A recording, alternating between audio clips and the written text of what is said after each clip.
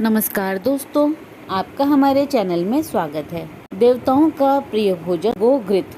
दोस्तों, गाय का घी देवताओं को अत्यंत प्रिय और आनंद देने वाला भोजन माना गया है। सभी धार्मिक कार्यों में देवताओं को प्रधान हवि के रूप में गो घृत अर्पित किया जाता है। यज्ञ में देवताओं के लिए जो हवनीय सामग्री अर्पित की जाती है, उसके साथ घी की आहुति चलती है। देवतागण यज्ञ में अग्नि के द्वारा घी से भरी हुई आहुतियों का भोजन करते हैं। हवन और यज्ञ में डाली गई घी की आहुति सारे वातावरण को शुद्ध कर देती है और कीटाणुओं का नाश कर देती है। इसीलिए यह देवताओं और मनुष्यों दोनों के लिए अति प्रिय है। गो घृत या फिर घी को एक मांगलिक और पवित्र पदार्थ माना गया है। इसीलिए घी में पके अन्न और हविष्य पदार्थ अशुद्ध नहीं माने जाते।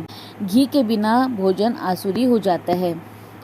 प्रमुख कृष्ण मंदिरों में भगवान के प्रसाद के रूप में सभी कच्चे और पक्के पकवान, 56 भोग आदि गाय के शुद्ध घी से ही बनते हैं। भगवान बालकृष्ण का तो सबसे प्रिय भोजन माखन यानी कि घी का पूर्ण रूप ही है।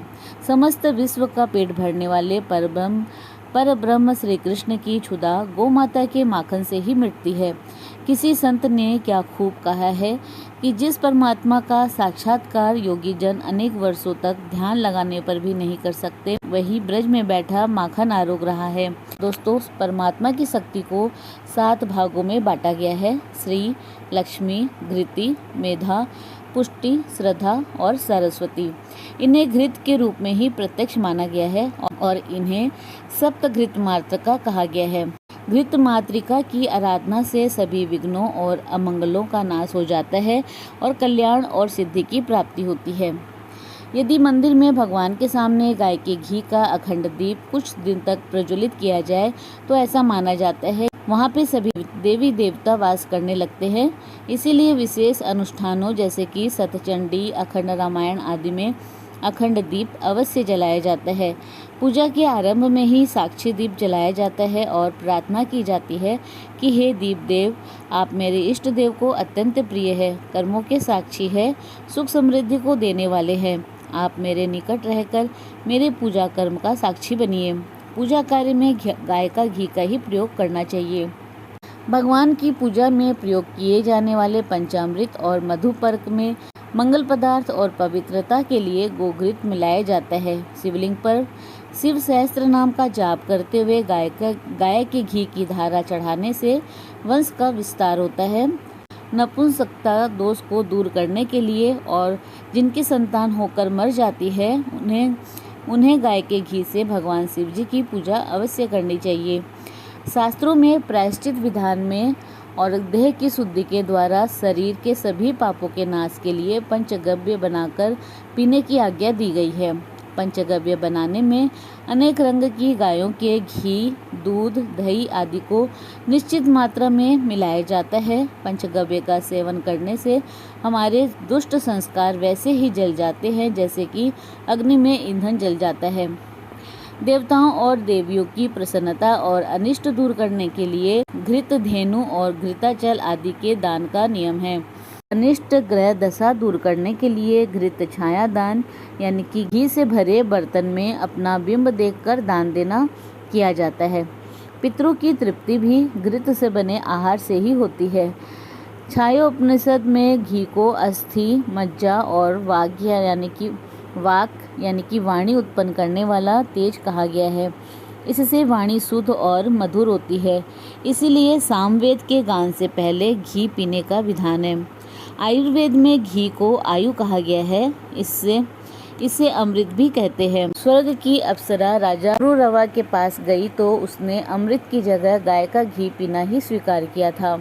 गोघृत को शास्त्र में अलक्ष्मी नाशक, पाप नाशक, कीटाणुहारक, आयुष्कर, आयुस्थापक, रसायन, रोचक, अच्छी सुगंधि वाला, देखने में सुंदर आदि विशेषण दिए गए हैं। गाय के घी का सेवन अंधा होने से बचाता है, मंदाग्नि का नाश करता है, बल देने वाला है, वात पित्त कफ यानी कि त्रिदोष का नाशक है, मेधा यानी कि बुद्धि, लावण्य, कांति, ओज और तेज को बढ़ाने वाला है। पद्म पुराण में गोघृत का एक मंत्र है जिसे सुबह शाम जपने से सभी प्रकार के पापों का नाश हो जाता है, जो कि इस प्रकार है: घृतमधो घृतवार्ता में सन्तु सदा गृहे, घृतं मे सर्वगात्रेषु घृतं मे मनसि स्थितं। गावो ममाग्रतो नित्यं गावपृष्ठते एव च, गावश्च सर्वगात्रेषु गवां मध्ये वसाम्यहम्। अर्थात दूध और घी प्रदान करने वाली है, वे घृत की उत्पत्ति स्थान और घी की उत्पत्ति के कारण है। वे घी की नदियां हैं, उनमें घी की भंवरें उठती है। ऐसी गायें सदा मेरे घर पर मौजूद रहे, घी मेरे संपूर्ण शरीर और मन में स्थित रहे। गाय सदा मेरे आगे रहे, वे ही मेरे पीछे रहे। मेरे सब अंगों को गाय का स्पर्श प्राप्त हो, मैं गायों के बीच में निवास करूं। ऋग्वेद में घी की स्तुति का एक सूक्त है जिसमें कहा गया है कि गाय के दूध में घी प्रत्यक्ष रूप से दिखाई नहीं देता, बल्कि दूध का दही बनाकर और फिर उसको मंथन करने पर मक्खन बनकर उसका सार रूप से घी बनाया जाता है। उसी प्रकार संसार में परमात्मा सर्वत्र व्याप्त है, लेकिन साधन में मंथन करने पर ही ईश्वर का साक्षात्कार हो सकता है।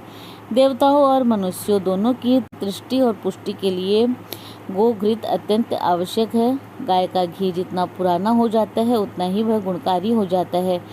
10 वर्ष पुराना घी जीर्ण, 100 से 1000 वर्ष तक पुराना कोंभ और 1100 वर्षों से अधिक पुराना घी महाघृत कहलाता है। इसीलिए गाय का घी का सेवन अवश्य करना चाहिए, इससे मनुष्य को तुष्टि और पुष्टि प्राप्त होती है। इसी प्रकार और भी रोचक जानकारी के लिए आप हमारे चैनल को लाइक, शेयर व सब्सक्राइब करें। हमारे चैनल में विजिट करने के लिए धन्यवाद।